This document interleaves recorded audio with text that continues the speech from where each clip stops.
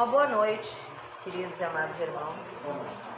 É uma alegria imensa estar aqui novamente para juntos refletirmos um pouquinho sobre os ensinamentos do Cristo. Vamos, antes de mais nada, fechar os nossos olhos, elevarmos os nossos pensamentos, agradecendo ao Deus da vida, ao nosso amado Mestre e amigo Jesus Cristo, aos abnegados espíritos de luz, trabalhadores da seara de Jesus, trabalhadores da nossa casa. Agradecemos por estarmos aqui. Agradecemos pelas bênçãos e luzes que se derramam sobre nós neste momento. Que as energias vindas do Altíssimo envolvam o nosso corpo e o nosso coração. E que as palavras do Cristo fortaleçam a nossa fé e nos encham de esperança e de gratidão pela vida. Que assim seja. Graças a Deus. O tema que eu trago para refletirmos na noite de hoje é o cristão e o mundo. Qual o significado de mundo? Existe várias significações. Nós podemos pensar em mundo como planeta, em mundo como o mundo das nossas relações, o mundo do nosso lar, o mundo das nossas emoções, o mundo do meu eu interior, o mundo dos meus medos. Jesus nos disse que há várias moradas na casa do Pai, que há vários mundos. Mas se nós vermos a nível de nós, terráqueos, encarnados no planeta Terra, nós também temos muitas significações para este mundo. Como definir o cristão? Cristão é todo aquele que acredita e que busca seguir os ensinamentos do Cristo. Então, cristãos são só os espíritas? Não. Cristãos são os católicos? Não. Os evangélicos? Não. Cristão é todo aquele, independente da religião que professa, independente da religião que segue, é aquele que acredita no amado Mestre Jesus Cristo, que busca seguir os seus ensinamentos. Como interpretar a frase estar no mundo sem ser do mundo? Difícil, né?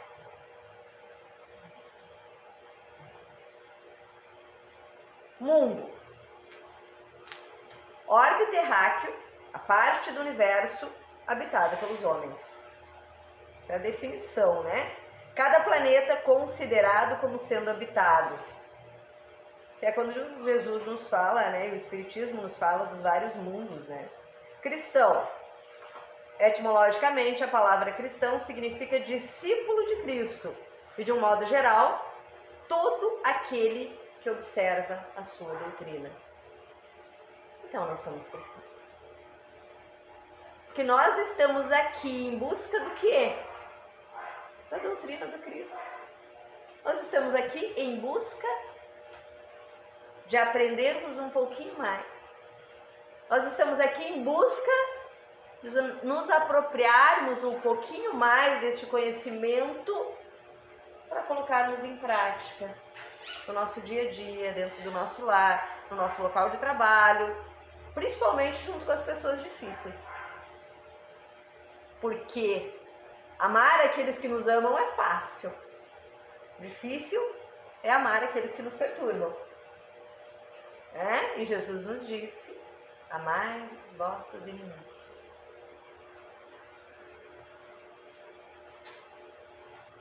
Jesus Cristo deixou-nos a sua doutrina de amor e de fraternidade.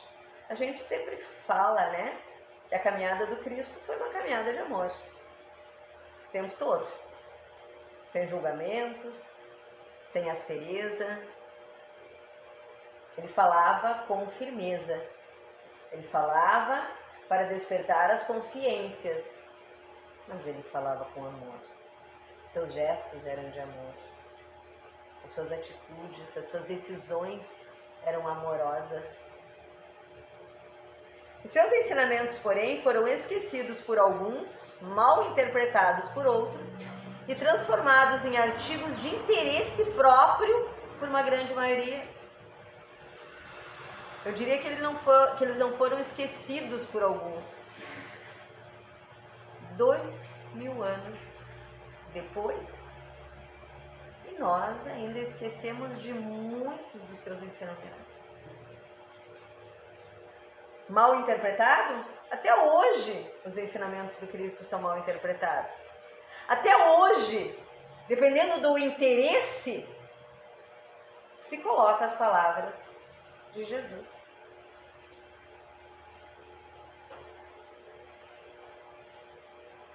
E outros transformaram em artigos de interesse próprio por uma grande maioria. Caminhada das religiões, né, gente? Houve épocas em que se usava as palavras do Cristo para obrigar as pessoas a seguir as regras adotadas por determinados segmentos religiosos. Inclusive as cobranças, né, financeiras. Deus não precisa do nosso dinheiro. Nós, encarnados, precisamos. As instituições religiosas precisam para se manter. Mas algumas têm bastante, né? Enriquecem às custas da fé das pessoas. Por essa razão, ele, né, Jesus, prometeu enviar um consolador, já prevendo esses deslizes, no sentido de restabelecer toda a verdade e colocar cada coisa no seu devido lugar. Jesus sabia que as suas palavras seriam mal interpretadas, distorcidas e mal usadas, e ele prometeu um consolador. E eis que nos veio o Espiritismo. Nós acreditamos que o Espiritismo é o consolador, porque o Espiritismo nos abre as consciências à luz da razão. Quem já leu ou quem tem em casa o Evangelho segundo o Espiritismo? No Evangelho segundo o Espiritismo nós temos as passagens da Bíblia explicada com uma lucidez da razão, que nos esclarece, que nos faz entender, que nos faz aceitar. Eu lembro da minha infância, que uma vizinha anunciou que estava grávida, muito amiga da minha mãe, e eu criança. Tem coisas que marcam a vida da gente. Com uns 3, 4 anos eu fiquei numa felicidade imensa, porque havia uma criança para brincar comigo. E a gente, quando é criança, a gente acha que as outras crianças já nascem prontas para brincar, né? E passaram os 9 meses de gravidez e essa criança nasceu paraplégica. E com algum problema na mente, que ela nunca falou, ela nunca andou. Ela viveu numa cadeira de rodas, num estado que nós chamamos quase de vegetativo. E eu cresci vendo aquela criança crescer, mas não crescer.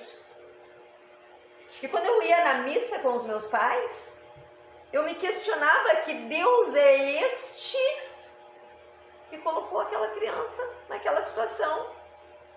Que eu, embora vindo de uma origem pobre, eu caminhava, eu brincava, eu ia na escola. E eu ouvia as pessoas dizerem na época: os pais têm alguma coisa para pagar, por isso que a criança nasceu dessa forma. E eu fui crescendo e eu me perguntava: mas é justo? Um espírito que, segundo a crença que eu seguia na época, dizia que o espírito nasce junto com o corpo, É justo um espírito puro que acabou de nascer sofrer pelos pecados, como se diz, de um pai e de uma mãe? Isso me perturbava. Depois eu vim entender, através das explicações da doutrina espírita, que cada ser é um ser. Eu não pago pelos erros dos meus pais. Meus pais não pagam pelos meus erros. Cada um paga pelos seus próprios erros, pelas suas dívidas. Cada um faz a sua própria caminhada. Que alívio, né? É uma responsabilidade grande, mas ao mesmo tempo é um alívio. Saber que o que eu fizer de errado não vai recair sobre os outros. Mas é uma responsabilidade. Porque o que eu fizer de errado vai recair sobre os meus próprios ombros. Mas se eu sei disso, mais fácil fica para eu buscar andar na linha, né?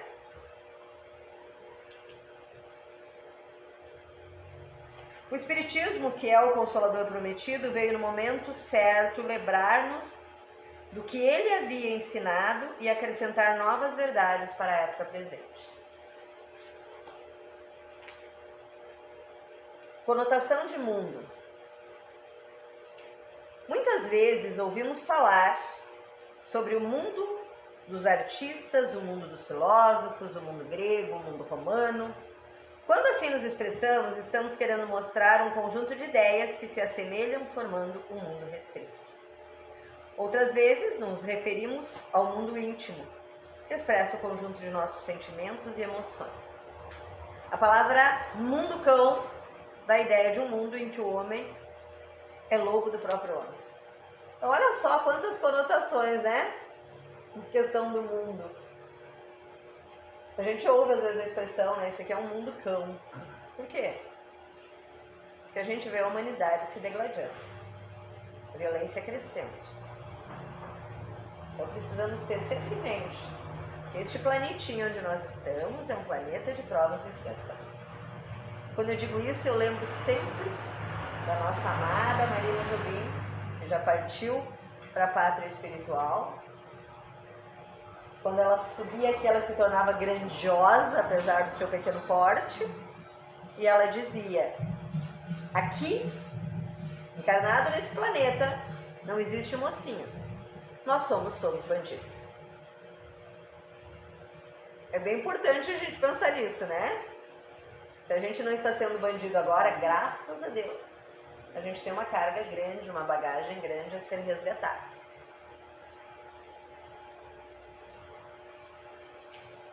Santo Agostinho distingue o mundo material e o mundo espiritual quando escreve a cidade de Deus. Santo Agostinho, neste é um livro dele, né, a Cidade de Deus, ele fala sobre, seria a cidade do bem e a cidade do mal. Então ele separa em dois grupos sociais que estariam guerreando entre si. Mais ou menos a base deste livro é isso. O que acontece na nossa realidade? Estamos guerreando dentro de nós mesmos, né? Que é o bem lutando contra o mal. Lá fora também. Parece que o mal está vencendo, mas existe muita gente lutando pelo bem. Prova disso é aqui, né? Nós estamos aqui em busca do quê? Do bem. Quando nós oramos nas nossas casas, nós estamos em busca do quê? Do bem.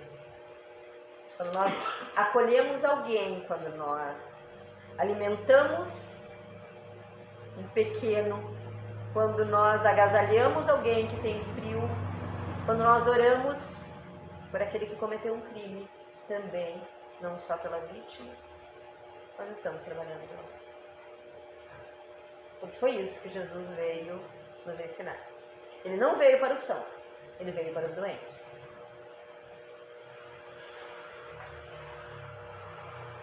Na linguagem bíblica, emprega-se a palavra mundo para designar a terra, ou em sentido mais geral, o conjunto da criação. Na linguagem evangélica, o mundo é traduzido pelos prazeres que os bens materiais proporcionam ao homem. Jesus coloca os cristãos na mesma situação em que esteve quando da sua passagem pela terra. Olha só, gente, eles não são do mundo e, contudo, eles estão no mundo. E Jesus não pede a seu Pai que os tire do mundo, mas apenas que os guarde da maldade. Jesus esteve no mundo como nós. Jesus era do mundo? Não. Nós também não somos deste mundo, nós estamos neste mundo. E a prova é que a todo dia há pessoas desencarnando. Crianças, jovens, adultos, idosos. O que tem de mais certo nas nossas vidas? Desculpa, mas é que nós vamos morrer. Nós vamos desencarnar, porque nós não pertencemos aqui, nós estamos aqui. E estando aqui eu preciso de algumas coisas que são importantes. Estar vestida é importante. Estar usando a tecnologia é importante. Só que quando eu me despir deste corpo, desta roupa, dessas tecnologias, eu não vou levar isso comigo. Eu não vou precisar, eu preciso estar no mundo consciente de que eu não sou deste mundo. Que tudo aquilo que eu tenho aqui é por empréstimo. E a gente é tão agarrado aos nossos bens, né? A nossa casa, as nossas flores, aquele jogo de chá que a gente adora, né? Tudo isso vai ficar. Eu brinco e digo, às vezes, para o meu marido, principalmente questão de fotografias, né? Nós, assim, um pouco mais jovens, jovens senhores e senhoras, a gente tem fotografias, né? Papel. E a gente guarda, essa caixa não sei o que, essa caixa. No dia que nós desencarnar, nossos filhos vão escolher uma meia dúzia daquelas fotos e vão botar fogo no resto. Porque para nós ainda é importante. Hoje, fica tudo no celular, fica tudo no notebook, no computador.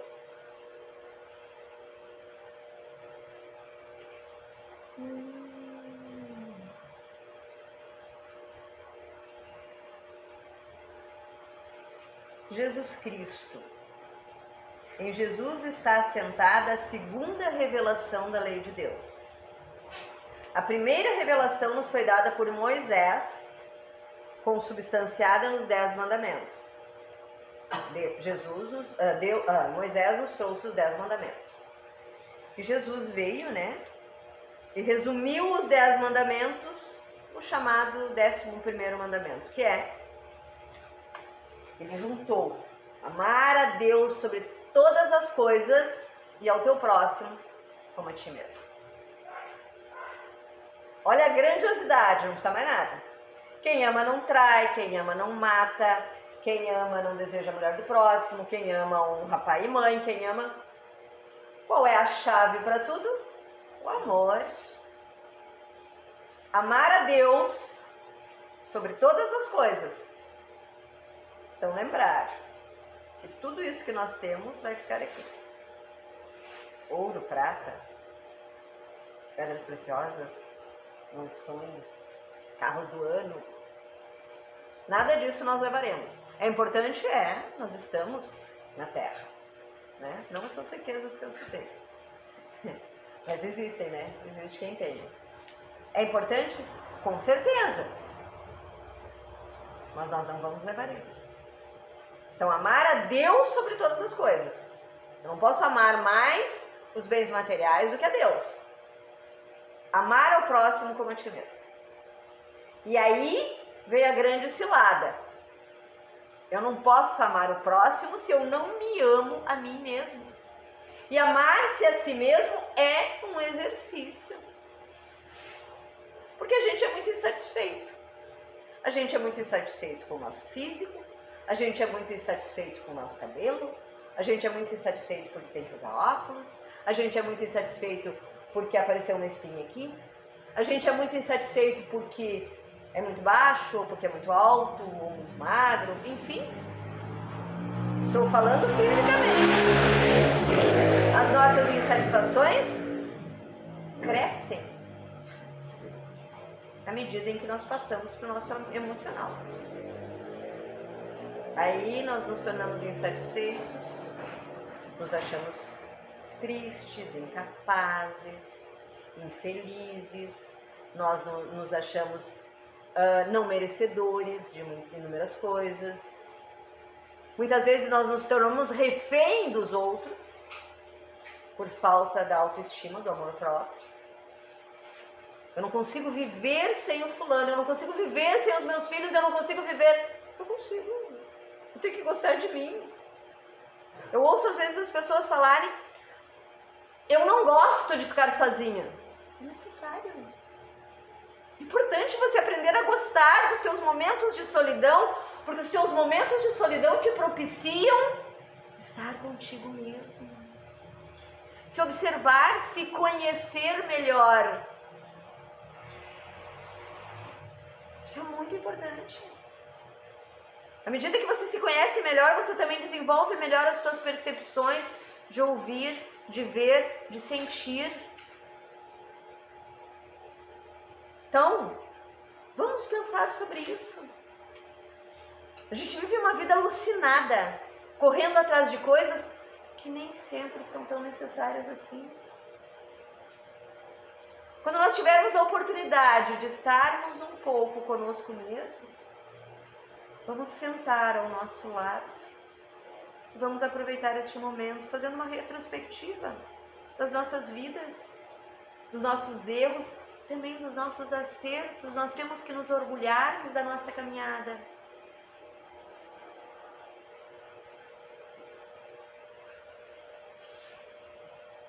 O cristão deve seguir os princípios da doutrina trazida por Cristo. Caso contrário, como poderá ser chamado de cristão? Eu não posso dizer que eu sou cristão se eu não busco seguir os ensinamentos de Cristo. Palavras são tão fáceis, né? O Espiritismo nada mais fez do que relembrar o que Cristo disse e exemplificou. Então o Espiritismo não modificou nada. Ele clareou as palavras do Cristo e reforçou os seus ensinamentos. Então, se vocês ouvirem, que a gente às vezes ouve as pessoas falarem: o Espiritismo não acredita nas palavras de Jesus, o Espiritismo não acredita na Bíblia, o Espiritismo... Acredita. É baseado nos ensinamentos do Cristo. Os ensinamentos do Cristo estão na Bíblia. Prova disso é o Evangelho, né? O Evangelho é baseado em passagens bíblicas. O Evangelho, segundo o Espiritismo, ele é baseado em passagens bíblicas. A doutrina do Cristo. Jesus não nos deixou nada escrito.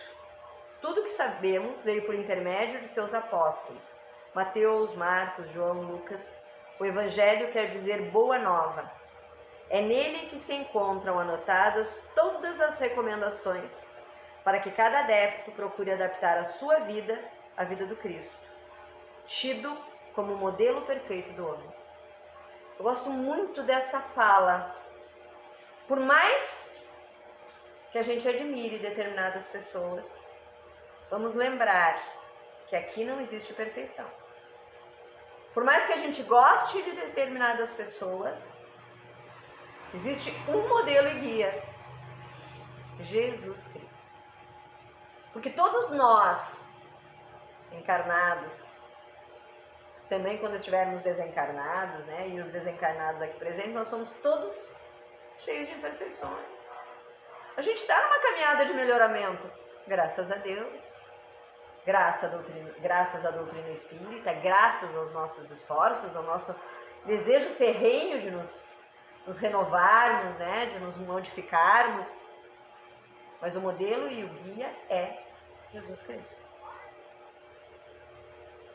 Não é nenhum palestrante espírita, não é nenhum pastor, não é nenhum padre, não, é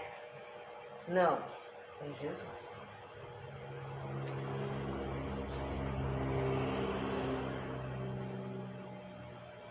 Folheando as páginas desses evangelistas, vamos encontrar muitos ensinamentos, entre os quais que os seguidores de Jesus encontrariam muitas dissensões, incompreensões e perseguições por causa do seu nome. E a história está cheia disso, né, gente? A história nos mostra o quanto os cristãos foram perseguidos. E até hoje, né, às vezes a gente ouve algumas coisas bem desagradáveis, mas faz parte da caminhada. né? Certamente a gente também já teve isso da crítica e dos preconceitos, né? Instruções do mestre, algumas, né? Ninguém pode ver o reino de Deus se não nascer de novo, fazendo alusão às reencarnações. Se vossa mão é motivo de escândalo, cortai-a. O que Jesus quis nos dizer com isso? Corta de você tudo aquilo que faz mal. Não é para cortar a mão, não. Tá? Mas corta a má tendência. Se eu tenho tendência para ser maledicente, eu não preciso cortar minha língua. Mas eu preciso controlar minha língua.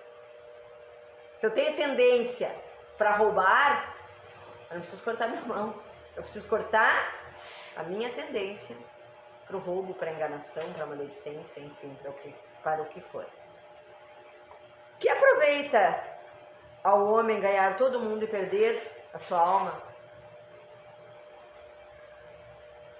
Aquele que espera as recompensas aqui na terra não necessita de recompensas no céu. Já está pago. Aquele que faz esperando alguma coisa em troca já recebeu o seu pagamento, né? Você tem que ajudar por querer ser bom, por querer se melhorar e ajudar realmente o teu irmão a caminhar. Amai os vossos inimigos, bendizei os que vos maldizem, fazei bem aos que vos odeiam, orai pelos que vos maltratam e vos perseguem. Que vantagem há em amardes os que vos amam? É o que a gente falava antes, né? É fácil? Não. Mas não é impossível. Aos que pleitear contigo e quiser o teu vestido, larga-lhe também a capa. Se alguém vos bate na face direita, apresenta-lhe também a outra. Que a vossa mão esquerda não saiba o que dá a vossa mão direita. Nós não precisamos alardear os nossos atos, os nossos gestos. Busca da estima no mundo, aqui fala exatamente o que eu falei agora há pouco, né? Que muitos discípulos esperam receber aqui. O reconhecimento, a gratidão. Nós não precisamos disso. Agem esquecidos de que o reino de Deus não vem com aparência exterior. O discípulo não pode ignorar que a permanência na terra decorre da necessidade de trabalho proveitoso, e não do uso de vantagens efêmeras que, em muitos casos, lhe anularão a capacidade de servir. É o que eu tinha comentado sobre não esperar recompensas. Verdadeiro apóstolo. O legislador formula decretos que determinam o equilíbrio e a justiça na zona externa do campo social. O administrador coordena as atividades dos serviços terrestres. O sacerdote ensina ao povo as maneiras de fé em manifestações primárias. O artista, o cientista, o médico, o guerreiro e o operário, cada qual na sua atividade contribui para que o êxito econômico e social. Os apóstolos, porém, são condutores de espírito. Interferem na elaboração dos pensamentos dos sábios e dos ignorantes, dos ricos e dos pobres, dos grandes e dos humildes, renovando-lhes o modo de crer e de ser, a fim de que o mundo se engrandeça e se santifique. Que nós sejamos apóstolos, né? Que nós possamos ser apóstolos onde nós andarmos, auxiliando os nossos irmãos de caminhada com uma palavra de conforto, com um sorriso, com um abraço, com um aperto de mão. Eu sei que os abraços, né, estão meio controlados agora, mas enfim, doando o nosso amor, doando o que nós já temos de melhor dentro de nós. O Espiritismo, bem entendido, nada mais é do que o cristianismo redivivo, ou seja, o cristianismo é explicado sem dogmas, sem rituais e sem interesse de qualquer natureza.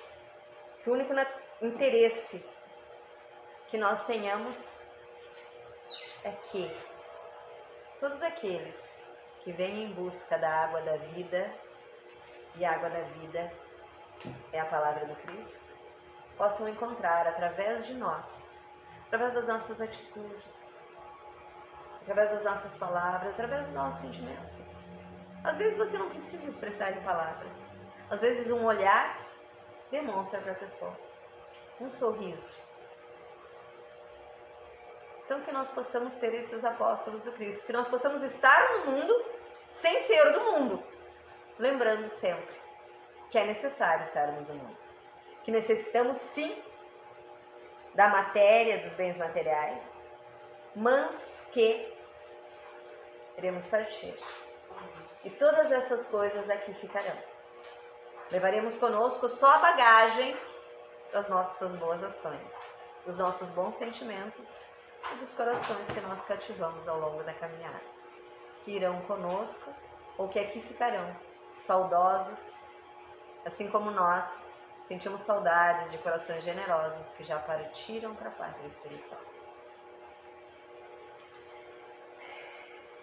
Então, vamos encerrar a nossa reflexão da noite de hoje, nos colocando numa posição confortável, fechando os nossos olhos. Vamos nos imaginarmos num campo verde, onde uma brisa fresca acaricia os nossos cabelos, onde o canto dos pássaros se fazem ao ouvir nas frondosas árvores ao nosso redor, onde um riacho faz o barulho da água cristalina que corre, que mata a sede dos animais, que refresca o ambiente, e que neste lugar nós possamos sermos como as árvores, cujas folhas velhas caem e são levadas pelo vento. E ficamos firmes na certeza de que tudo aquilo que faz com que doa os nossos corações sejam levados como folhas ao vento. Os nossos problemas, os nossos medos, as nossas dificuldades sejam levadas nesse momento. E que novas folhas brotem em nós, de fortalecimento da fé, de esperança, de busca constante do nosso melhoramento. Que a cada dia, Pai amado, nós possamos nos tornarmos um pouquinho melhores. Que esta caminhada, que esta busca de seguirmos o nosso modelo e guia, embora lenta, seja contínua. Que nós nunca desistamos de nós mesmos, nem dos nossos irmãos de caminhada. E que um dia, Senhor, veremos as glórias daqueles que confiam nas palavras do Cristo, quando disse que ficaria conosco, quando disse que Ele sempre estaria conosco, da certeza de que Ele está neste barco chamado planeta Terra, e que no momento oportuno, quando nós estivermos prontos para o entendimento das lições que este mar nos dá, Ele irá acalmar as tempestades, acalmar os ventos. E se nós nos perdermos, Ele irá atrás de nós, nos colocará nos ombros e nos levará de volta para casa. Seja para casa do nosso corpo o retorno à pátria espiritual. Que esta luz que se derrama sobre nós possa ser levado para os nossos lares, para os nossos familiares, para os nossos afetos e principalmente para os nossos desafetos, para que sejam tocados no âmago das suas almas, assim como nós estamos sendo tocados neste momento, e que se sintam abraçados pelos espíritos de luz, trabalhadores da seara do Cristo. Que assim seja. Graças a Deus.